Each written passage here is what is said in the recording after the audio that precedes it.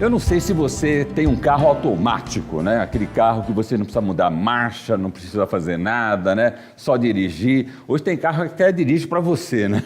É estranho, né? Mas hoje em dia é um negócio tremendo, né? Mas não só os carros estão automáticos, né? Tem muitas coisas que já são automáticas. Você liga lá o micro-ondas, ele é automático, liga e desliga, ou você aquece. Então hoje nós temos muitas coisas automáticas e vivemos num mundo automatizado, né? E tudo começa a ser muito automático, vai acontecendo naturalmente, a gente nem percebe como aquilo acontece, o porquê acontece, qual é a razão de estar acontecendo aquilo. A gente vai automatizando muitas coisas da vida e de repente isso vem para nós, né? Você começa a ser uma pessoa automatizada, começa a fazer as coisas sem saber o porquê está fazendo. Né? Começa a fazer, a trabalhar, a mexer, e aquilo é tão automático que você nem percebe por que você está fazendo aquilo, ou como você fez aquilo, ou de que forma. Eu lembro que eu vou contar 3 histórias do meu cunhado. O meu cunhado, você sabe, o cunhado é abençoado, não é verdade? Eu amo meu cunhado, ele vai escutar essa mensagem, né? Eu não vou falar qual dos cunhados, eu tenho 2, eu não vou falar que é aquele que é pastor, né? Na verdade, tenho 3 cunhados, eu não vou falar que é pastor de uma grande igreja, mais de 6 mil membros, né? Não vou falar que é ele, né? Mas ele vai saber que é dele que eu estou falando, né? Mas é um pastor muito querido, é um cunhado maravilhoso, né? Por isso que eu vou contar a história dele, né? Nós estávamos viajando no interior do Mato Grosso, e nós fazíamos conferência, né, em várias cidades e de repente um dos nossos diáconos, né, com um pouco mais de dinheiro, porque diácono parece ter mais dinheiro que pastor, né, comprou um carro automático, né, um Opala automático lindo, né, que não precisava mudar de marcha só por ali, ele já ia mudando e tal. Aí nós fomos para a conferência, né, bem no interior do Mato Grosso, né, e aí meu cunhado, que eu não vou falar o nome dele, que é pastor famoso, né, e tudo mais, falou assim: puxa, que carrão, né? Você deixa eu dirigir, né? Aí, claro, né? O diácono, né? Não vai deixar o pastor dirigir o carro, né?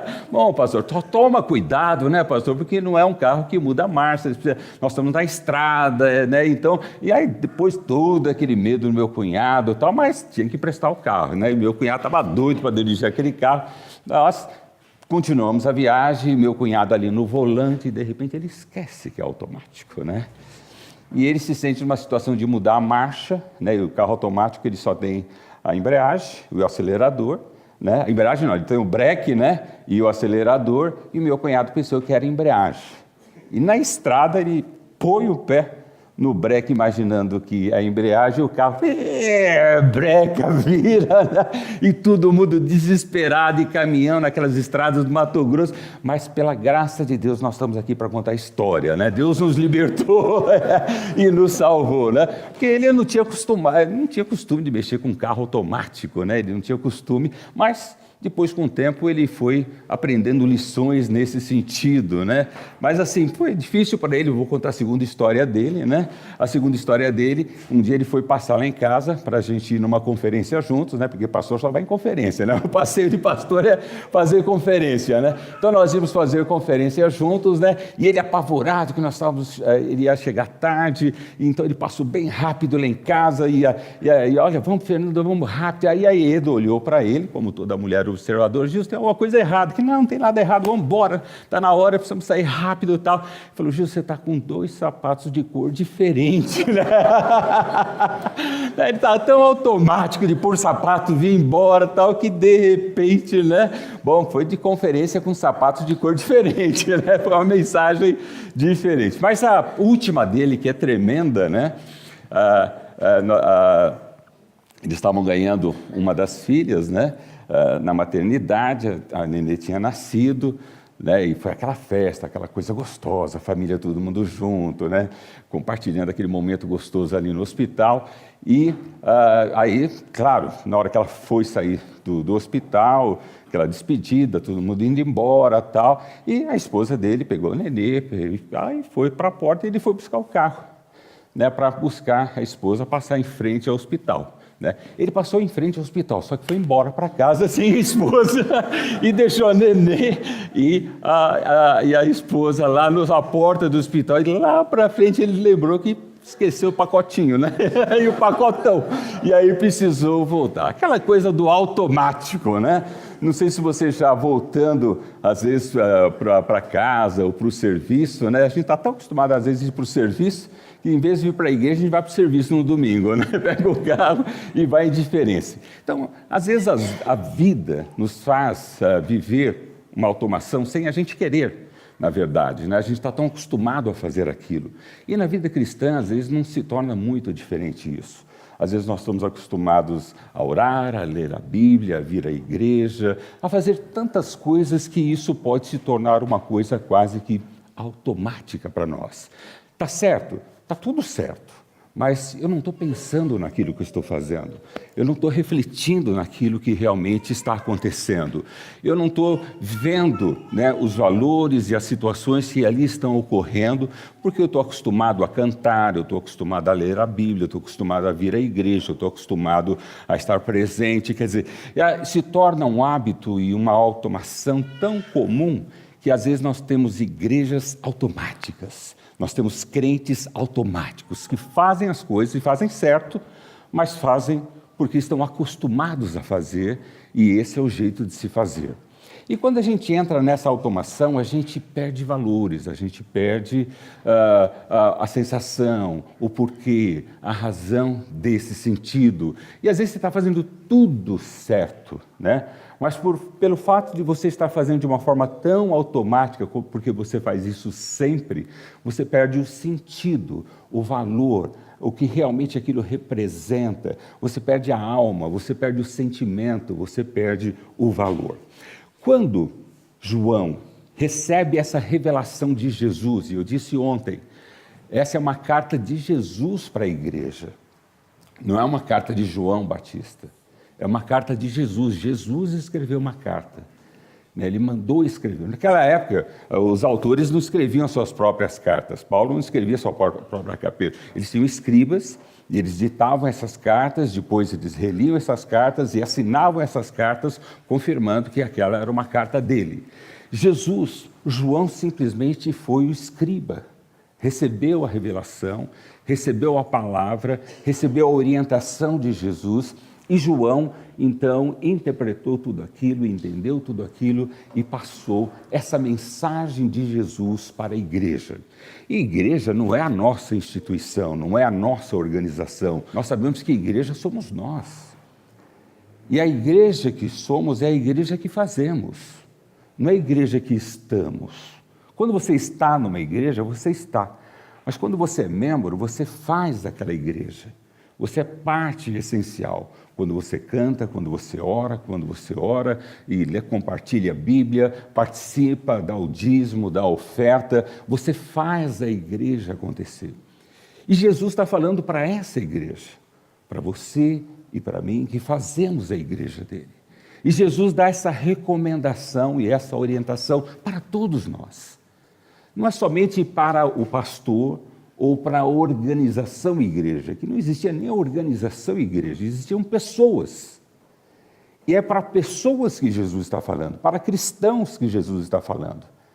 E ele dá essa recomendação a cada um de nós.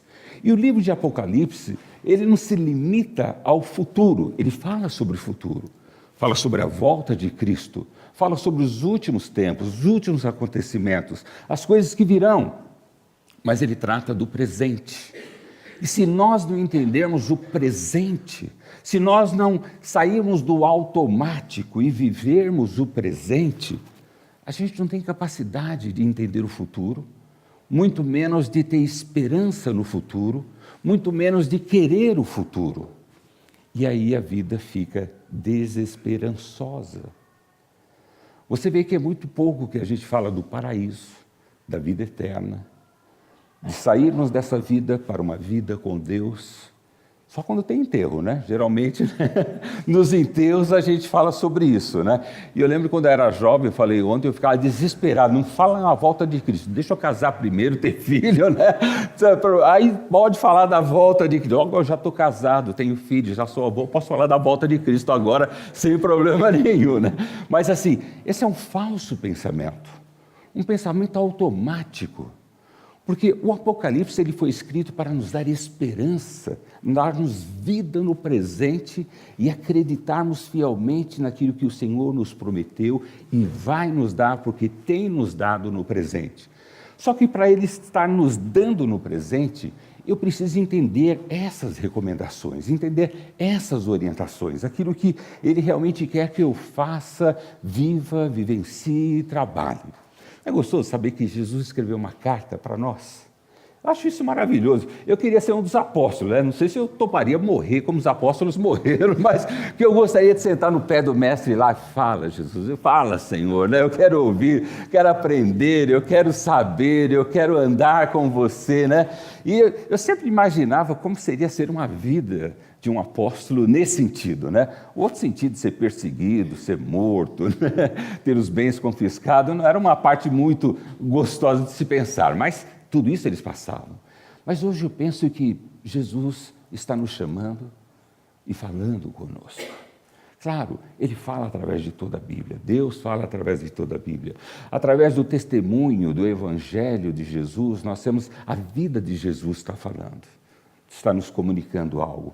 Mas aqui são palavras de Jesus a nós. Por isso que João fala de uma forma muito assim, forte, né? No sentido que nós precisamos ler, precisamos, porque a nossa felicidade, a nossa alegria, que ele coloca no versículo 3, né? Feliz aquele que lê as palavras desta profecia, feliz aqueles que ouvem e guardam o que nela está escrito, porque o tempo está próximo. Então, no versículo 3 do capítulo 1, mostra que a nossa felicidade, que vem da segurança que nós podemos ter nessa vida, vem nesse sentido de eu não somente ter essa familiaridade com essa profecia, com essa palavra, com a palavra de Deus na minha vida, não somente a escutar, mas mais do que escutar, eu tenho que ouvir, e ouvir é assimilar, é trazer para dentro, né? E por isso que ele diz, guardam o que nela está escrito. Então, a felicidade que às vezes nós tanto buscamos no automático, que é no emprego, no estudo, em tantas outras coisas que realmente nos proporcionam momentos alegres, nos proporcionam momentos felizes. Mas a felicidade genuína e verdadeira e constante, independente de circunstâncias, somente Jesus pode nos dar.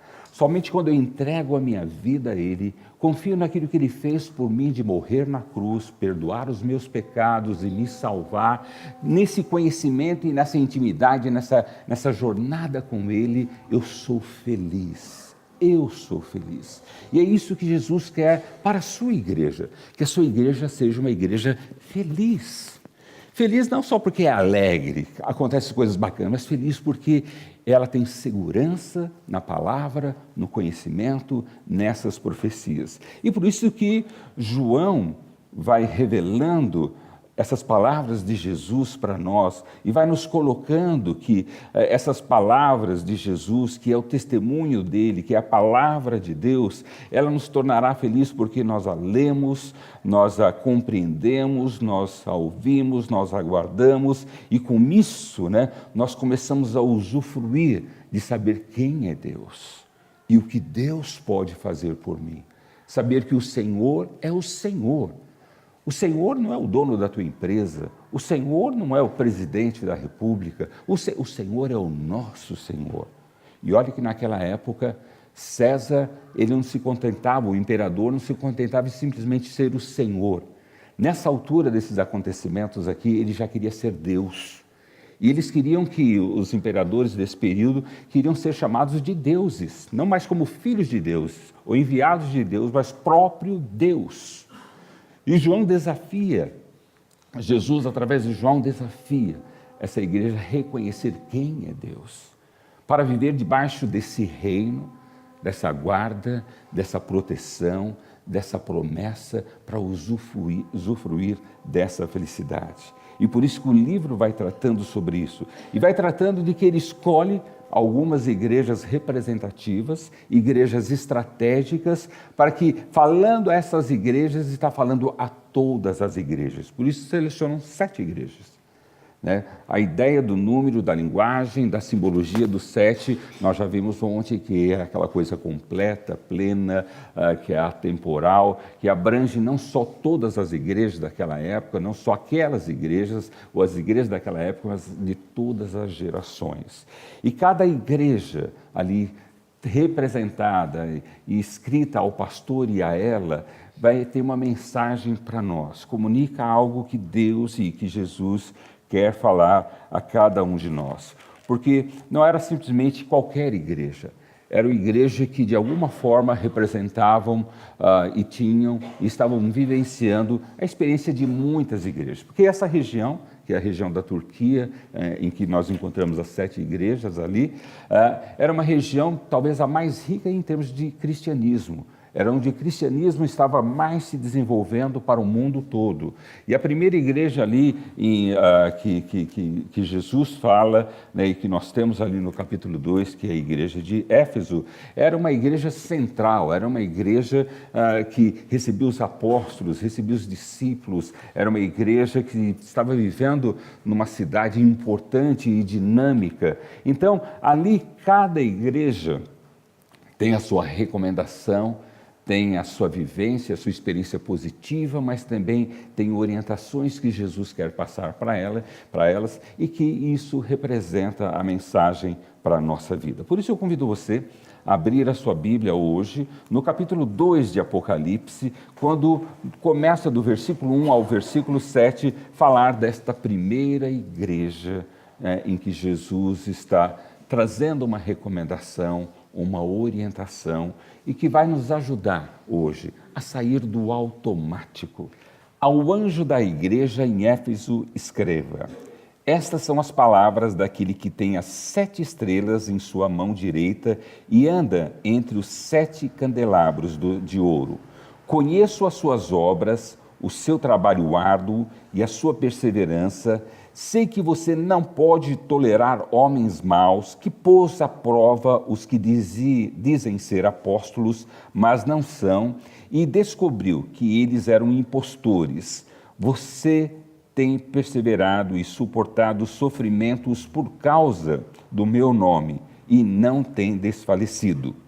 Contra você, porém, tenho isto: você abandonou o seu primeiro amor. Lembre-se de onde você caiu, arrependa-se e pratique as obras que praticava no princípio. Se não se arrepender, virei a você e tirarei o seu candelabro do lugar dele. Mas há uma coisa a seu favor: você odeia as práticas dos nicolaítas, como eu também as odeio. Aquele que tem ouvidos, ouça o que o Espírito diz às igrejas. Ao vencedor darei o direito de comer da árvore da vida que está no paraíso de Deus. Que coisa linda!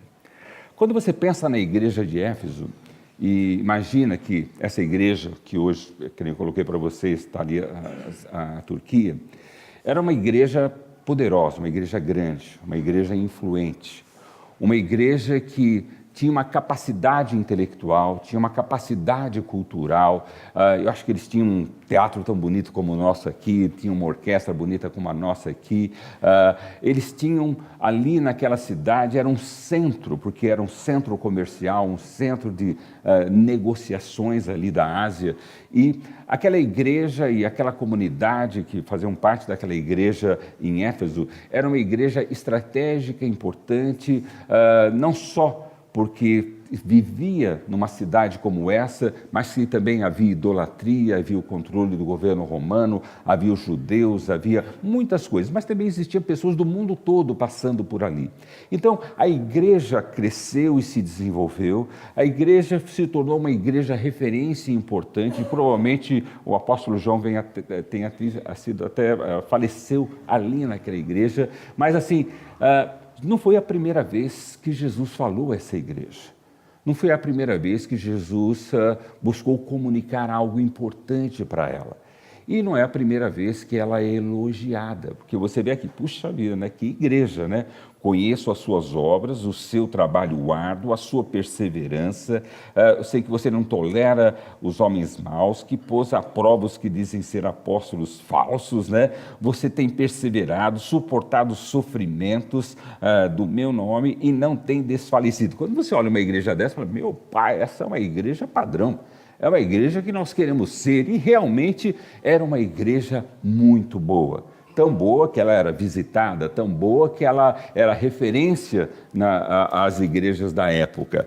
Só que não era somente naquele momento em que Jesus, através de João, traz essa palavra a ela, mas alguns anos atrás, a esses fatos, Jesus já havia comunicado algo importante para ela. E nós podemos conhecer um pouco mais ela através de quando Jesus usou o apóstolo Paulo para falar com eles também.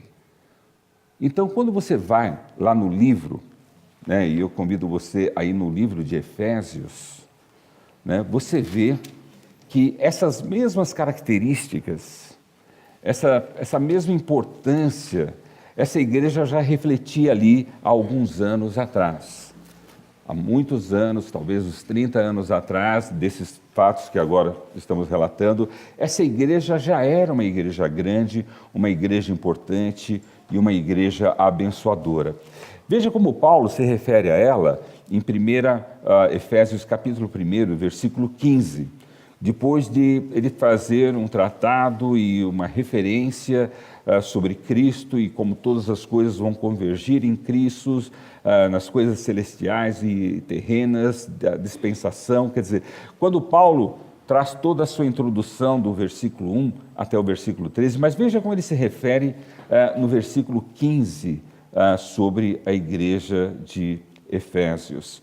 Por essa razão, desde que ouvi falar da fé que vocês têm no Senhor e do amor que demonstram para com todos os santos, não deixo de dar graças por vocês, mencionando-os em minhas orações.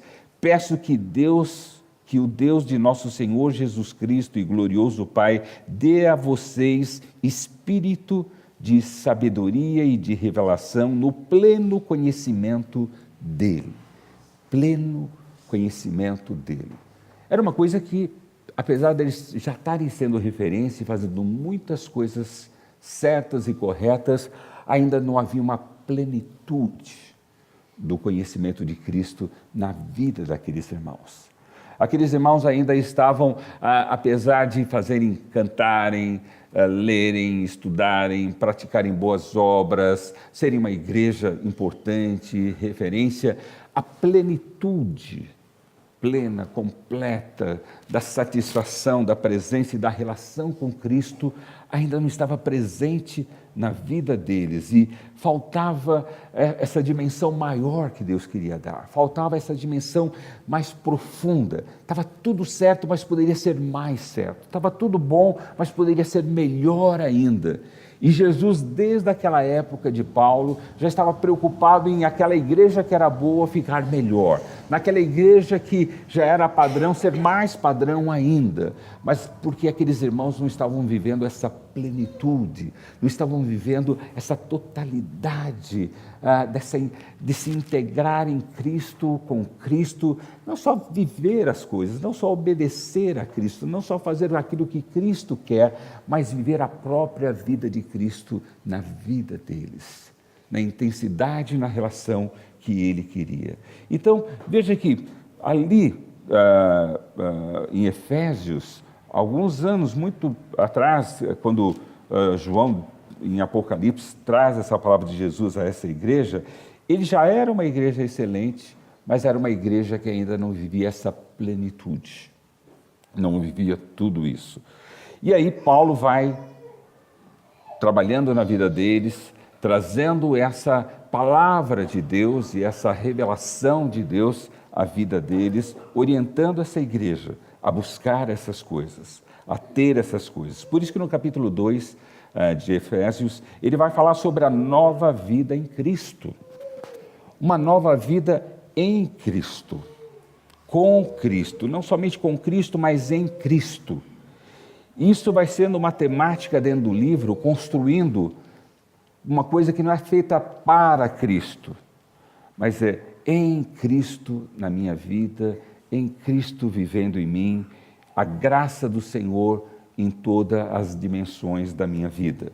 E o capítulo 2 vai nos introduzindo dentro disso. Versículo 4, todavia, Deus que é rico em misericórdia, pelo grande amor que nos amou, deu-nos vida com Cristo, quando ainda estávamos mortos em transgressões. Pela graça vocês são salvos. Deus nos ressuscitou em Cristo e com Ele, e nos fez assentar nas regiões celestiais em Cristo, para mostrar, mas nas eras que hão de vir, incomparáveis riquezas de graça por meio da fé. Isto não vem de vocês, é dom de Deus, não por obras, para que ninguém se glorie. E esse era o problema, talvez, de Efésios. Eles poderiam se gloriar da igreja que eles eram, mas eles não estavam vivenciando a totalidade da graça, da compreensão que era Cristo com eles, neles, por eles. E era isso que ali, há muitos anos atrás, Paulo já, pela orientação de Deus, trabalhava na vida daqueles irmãos, dizendo assim, olha, não é só fazer o certo, não é só saber o que fazer, mas é sentir o que está fazendo, é viver o que está fazendo. Não é somente fazer as coisas no automático, mesmo que sejam certas, mas é você entender o porquê você está fazendo, o motivo que você está realizando aquilo. E por isso que ele coloca, e esse é um versículo que a gente usa bastante, né? Pois vocês são salvos pela graça por meio da fé, e isto não vem de vocês, é dom de Deus, não por obras, para que ninguém se glorie, porque somos criação de Deus realizada em Cristo, para fazermos boas obras, as quais Deus preparou antes para nós as praticarmos. Ele não estava contra fazer o que é certo, ele não estava colocando que era errado, mas assim, eles precisavam entender o porquê eles estavam fazendo. Eles precisavam viver aquilo que eles estavam fazendo em alegria, em felicidade. Então, quando você estuda o livro de Efésios, você vê que ele vai trabalhando essa unidade em Cristo, essa unidade entre os irmãos, e os irmãos viverem na graça do Senhor, não na dependência da obra, daquilo que eles estavam fazendo, mas entendendo que a maior obra deles era estar em Cristo, viver com Cristo, mais do que fazer as coisas de Cristo, mais do que simplesmente obedecer a Cristo, porque Jesus não queria escravos, ele não queria alunos, ele queria amigos, irmãos.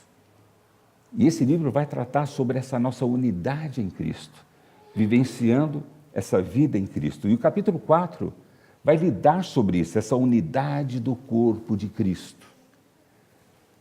E Paulo vai falar, olha, mais do que vocês estarem fazendo, vocês têm que estar vivenciando isso entre vocês. Tendo esse amor entre vocês, esse respeito entre vocês, um ajudando o outro, um sustentando o outro, não é um machucando o outro para fazer a obra certa, não um ferindo o outro para fazer o trabalho de Deus, mas é um curando o outro para que a obra de Deus possa acontecer. Porque Deus não precisa de operários, Ele precisa de testemunhas que estão vivenciando a vida cristã, fluindo a vida cristã através do amor, através das relações. Por isso que o relacionamento, ele é uma doutrina, ele não é uma opção.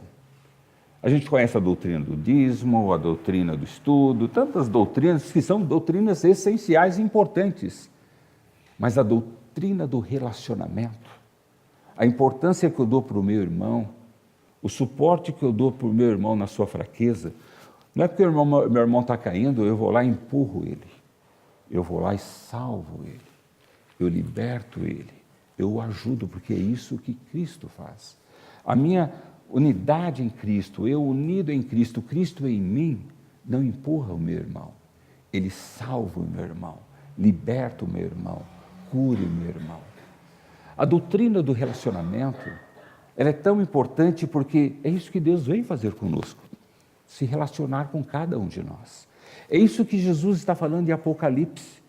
Ele quer se relacionar conosco para se relacionar eternamente conosco. E nós temos que aprender a nos relacionar entre nós aqui, nos fortalecendo na nossa unidade. E unidade não é só fazer as coisas certas, mas é viver entre nós as coisas certas.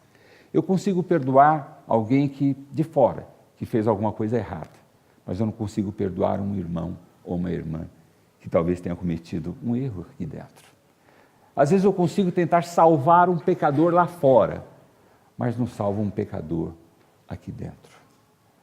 Então, o livro de Efésios vai tentar colocar em nós esse espírito de alegria e de felicidade e de harmonia e de conserto nas relações.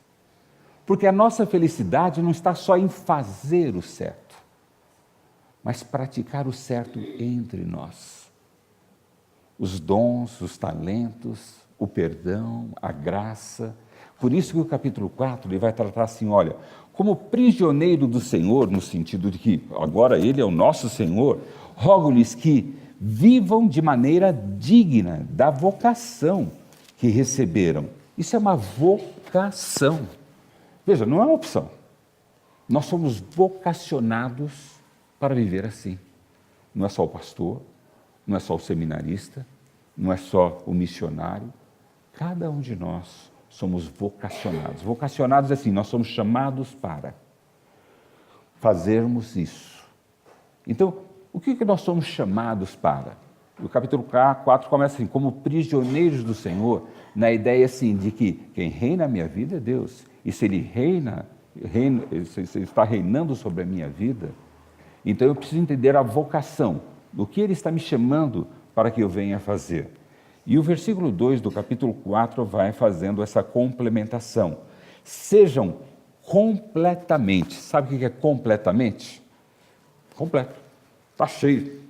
Não, olha, tudo que podia ser feito, foi feito. Foi feito mesmo, tudo. Foi feito tudo para perdoar, para ajudar. Você tem consciência do tudo? Pedro uma vez não tinha consciência do tudo. Mas quantas vezes eu tenho que perdoar? É 7 vezes 77 e tal, quantas vezes? Ele não tinha consciência do completamente. Mas assim, o que completamente eu tenho que ser e fazer? Humildes, dóceis, pacientes, suportando uns aos outros com amor. Façam todo o esforço para conservar a unidade do Espírito pelo vínculo da paz. Há um só corpo, um só Espírito, assim como a esperança para a qual vocês foram chamados é uma só. Há um só Senhor, uma só fé, um só batismo, um só Deus e Pai de todos, que é sobre todos, por meio de todos, em todos. E a cada um de nós foi concedida a graça, conforme a medida repartida por Cristo. Por isso que é o que foi dito. Quando ele subiu em triunfo às alturas, levou cativos muitos prisioneiros e deu dons aos homens. Quando eu olho para essa passagem, eu vejo quanta coisa. Nós somos seletivos, vamos no automático, vamos fazendo aquilo que achamos que tem que ser feito ou espera ser feito. Você vê que aqui há uma integridade com Deus, com a obra de Deus, do fato de Deus ser um só, para nós sermos um só. E eu tenho que fazer completamente, quer dizer, eu tenho que fazer de tudo para resgatar, de uma forma humilde, dócil, paciente, suportando, e a palavra suportar aqui é ajudar, não é aguentando, é ajudar um ao outro com amor. Com amor. Então veja, Efésios, já naquela época de Paulo, era uma igreja que fazia tudo certo, mas não vivia a plenitude, não vivia o completamente, não vivia a felicidade. Tanto que quando Jesus fala aos Efésios em Apocalipse, Jesus fala as mesmas coisas que Paulo. Porque foi Jesus que também inspirou Paulo a escrever aquilo, foi Deus que inspirou Paulo a escrever aquelas coisas. Mas Jesus repete aquilo que ele havia inspirado Paulo, que Deus havia inspirado Paulo, Jesus repete, porque é a revelação de Deus. E Jesus fala, olha, vocês são joia, vocês são muito bons, vocês são fiéis, vocês são zelosos pela doutrina, vocês são cuidadosos, vocês testam aqueles que se dizem profeta e quando são maus, se tiram do contexto de vocês, quer dizer, não há nenhuma repreensão ao que eles fazem, mas há uma advertência de como eles estão fazendo aquilo, que não é na plenitude daquilo que o Senhor espera de cada um de nós. E para que aqueles irmãos pudessem viver essa plenitude, ter essa plenitude, sabe, resolver essa pequena situação, mas que se tornava imensa, eles teriam que reconsiderar tudo isso. Por isso que no versículo 4, e agora voltando para Apocalipse, no capítulo 2, versículo 4, ele diz assim, olha, contra você, porém, tem isso. Bom, se lá em cima, Jesus reconhece através de João as obras, o trabalho árduo, a perseverança, o não tolerar os maus homens, pôr à prova, né, aqueles que se dizem apóstolos e não são, né, suportar o sofrimento, né, no nome de Jesus e até vir a falecer, né, Jesus fala, olha, para vocês serem completos, eu tenho isso contra vocês. Essa observação que vocês, né, têm que entender. E veja o que ele coloca no versículo 4. Contra você, porém, tenho isso. Quer dizer, então, Jesus, mesmo por uma igreja tão fiel, tão trabalhadora, ele tem essa palavra. E ele diz assim, você abandonou o seu primeiro amor. Eu já tive primeiro amor desde a infância, né? Não vou falar que a minha mãe, minha tia, que é falso isso aí, né? Mas desde a infância eu gostava de uma menininha, né? E era meu amor, ela não me conhecia, eu não conhecia ela, mas era o meu primeiro amor, né? Fiz a minha mãe comprar um presente para ela, né? E a menina nem me conhecia. Quando eu dei o presente para a menina, a mãe da menina foi bater lá em casa. O que é isso aqui, né? Minha mãe precisou explicar para a mulher, né? Olha, é porque meu filho gosta da tua filha, né? Então, ele pediu para eu comprar um presente para ela, né? Então, eu comprei, fui eu que comprei, ele não roubou não, nem tirou, né? Foi eu que comprei, né? Mas assim, quantas experiências, às vezes, desse primeiro amor, né? E... na minha infância, inocente, depois na minha adolescência, na juventude, mas não tão inocente, né? O que acontece nessa experiência de primeiro amor? Né? Você treme, você sente, você faz qualquer coisa, você fica cego, né? Você topa qualquer coisa, você inventa um jeito diferente de ser, você muda a sua roupa. Quando você tem um primeiro amor, não é assim? Né? O que rola num primeiro amor? Né? Rola assim, você está disposto a qualquer coisa, você está sentindo na pele, parece que é a pessoa da sua vida, né? Você vai morrer por ela, você quer viver por ela, tal. Aí depois vem o segundo amor, que se torna o primeiro, o terceiro amor, que se torna, os mesmos sentimentos, né, vão nos seguindo, né?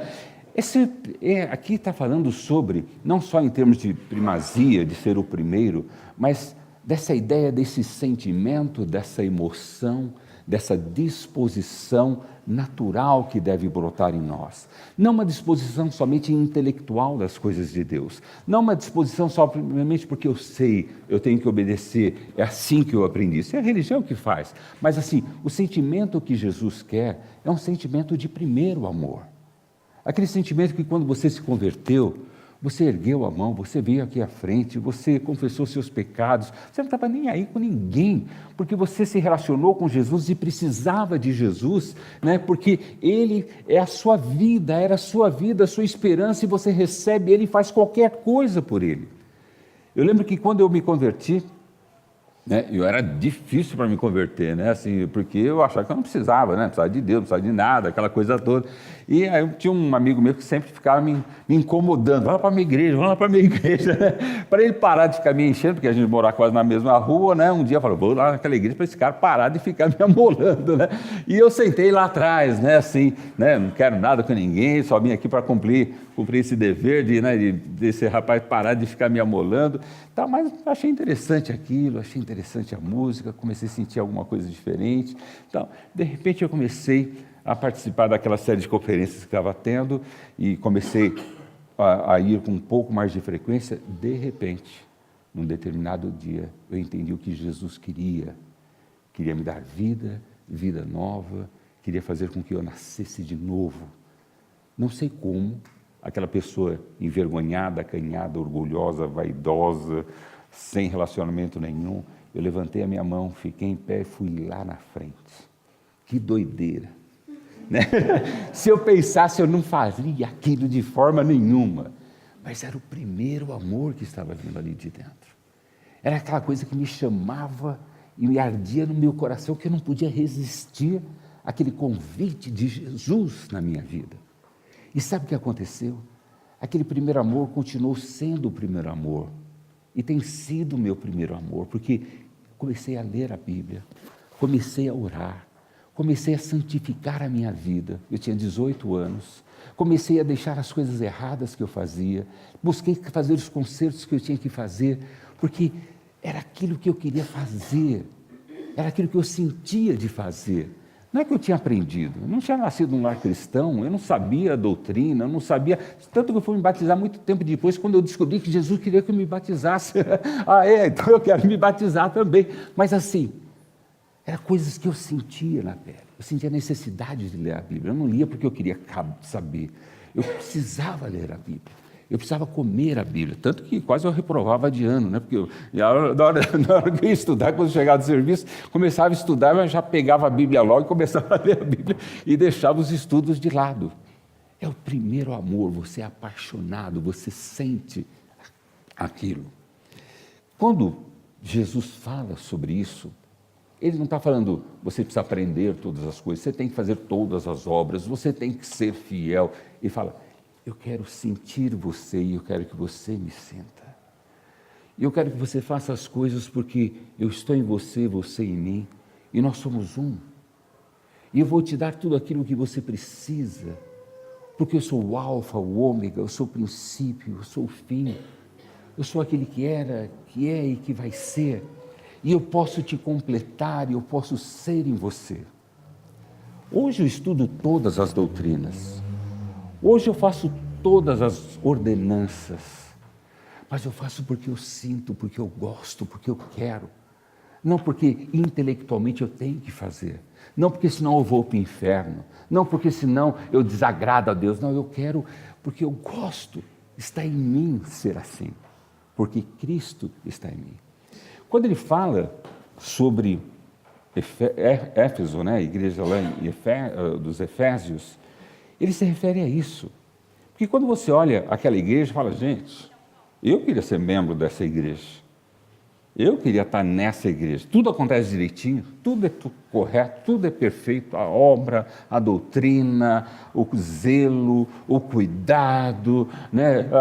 a dimensão deles, a importância deles na cidade, na região. Cara, quem é que não quer ser membro de uma igreja dessa? Mas Jesus olhou e falou, olha, falta isso. Eu quero que vocês não só façam o que estão fazendo, mas entendam por que estão fazendo. E não só entendam, mas sintam o que estão fazendo.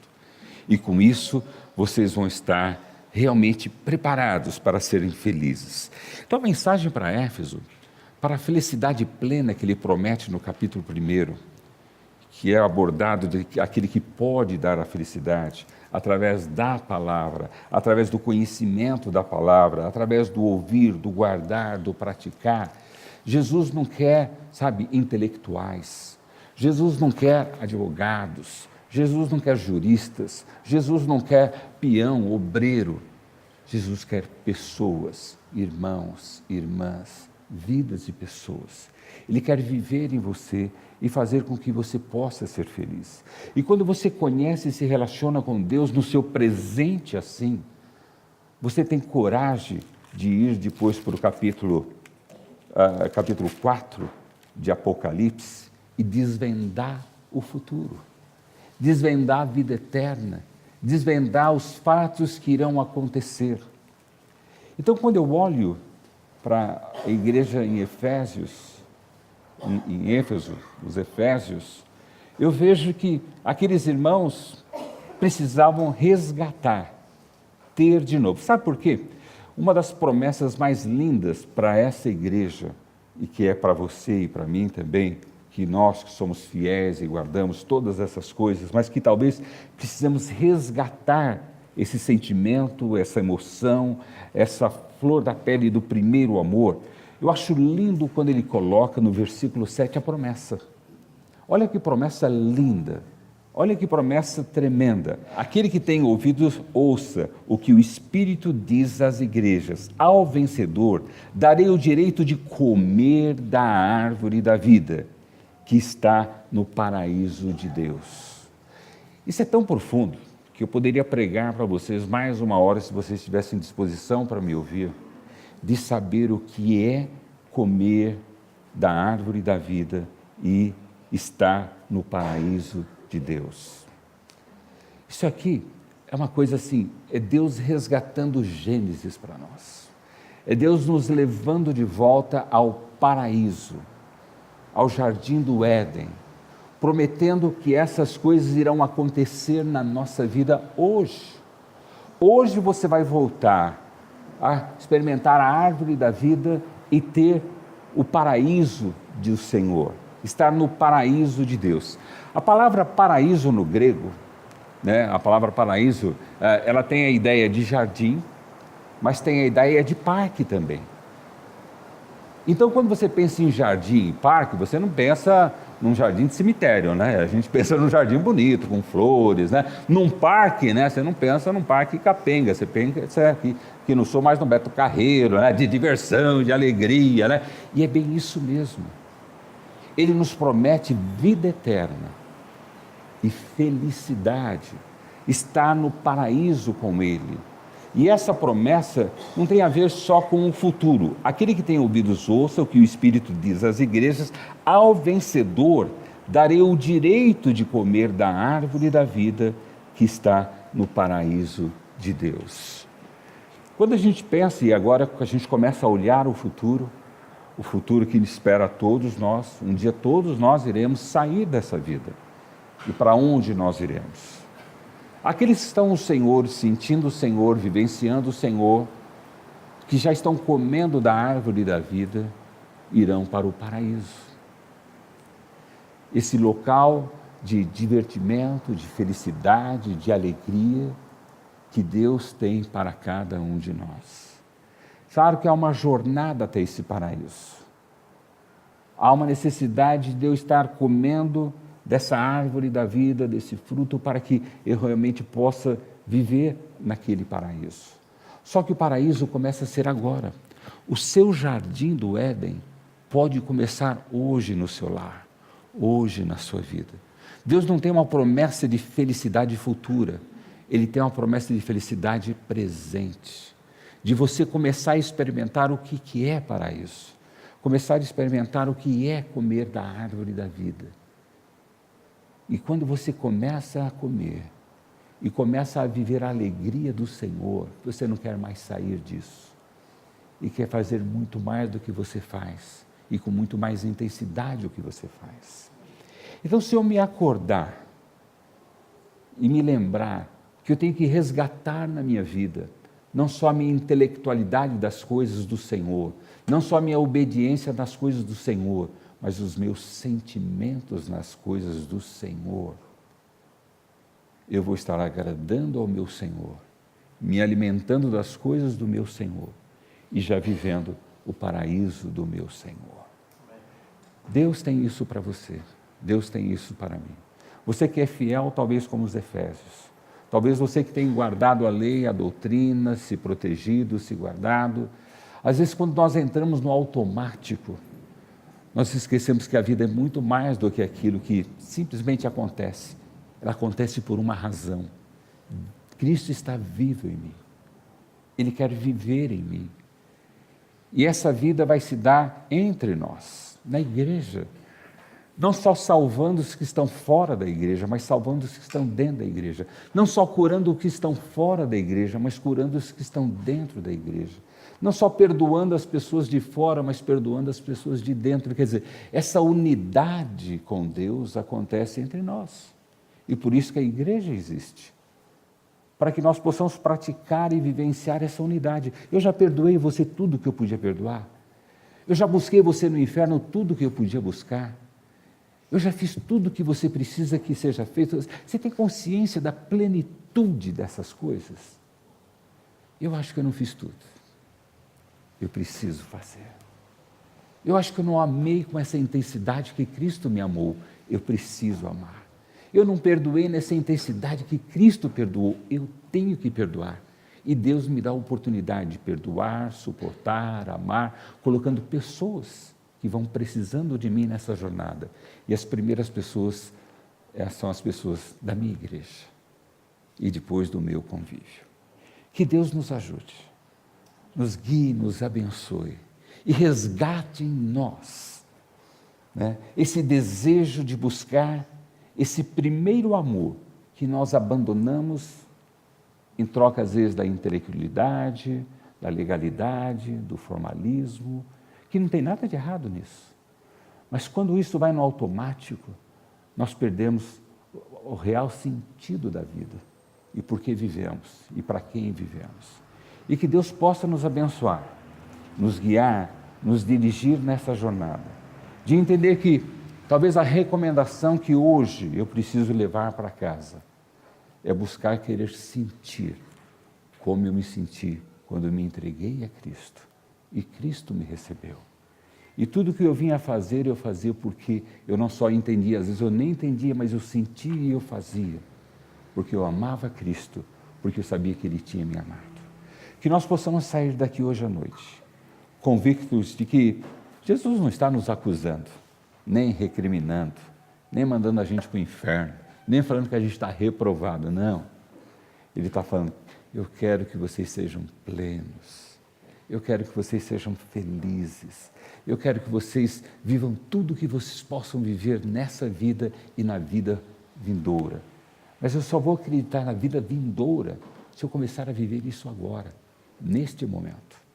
Talvez marido e mulher se perdoando, talvez pais e filhos se perdoando, talvez cunhados e cunhadas, né? Sogros, sogra, amigos, sabe? Se você está tendo conflitos e situações aqui, Deus está permitindo para que você possa viver essa plenitude da graça de Deus na vida dessa pessoa. As igrejas e o mundo precisam de compaixão, precisa de amor, precisa de graça, de perdão. Isso não é lei, é o que eu sinto, é o que eu devo sentir. Foi o que Cristo sentiu por mim e eu senti por Ele. E agora eu sou vocacionado a fazer isso com o meu próximo. Quem sabe a pessoa que está aí do seu lado precisa te falar assim, olha, eu vou te salvar, eu vou te perdoar, eu vou te amar. Quem sabe a pessoa que está atrás de você vai ser o seu desafio. Fala, cara, eu não fiz tudo ainda por você, ainda falta muita coisa. Eu não te amei na dimensão que eu preciso te amar, eu vou te amar, eu vou te ajudar. Talvez um filho, uma filha, um pai, uma mãe, talvez um parente, um amigo. Será que nós estamos desistindo das pessoas e deixando a graça de Cristo de lado, o amor de Cristo de lado? Que hoje o Senhor possa nos ajudar a resgatar o nosso primeiro amor. Que nós possamos sair daqui apaixonados por Jesus, né? Eu sou apaixonado, né? Eu estou nem aí. Eu faço de tudo por Ele. Por quê? Porque Ele fez de tudo por mim. E eu não faço porque Ele me manda, não. Eu faço porque eu quero fazer. Eu gosto de fazer. Está em mim fazer. E eu sei o que Ele mais quer. É que eu venha a me relacionar bem com vocês. Para que eu possa estar aprendendo a me relacionar bem com Ele também. E assim a gente vai vivendo, não só uma vida religiosa, eu e ele, mas uma vida verdadeira, eu e você, através dele, ele em nós. E assim nós vamos fazendo o povo de Deus, levando a salvação a outras pessoas.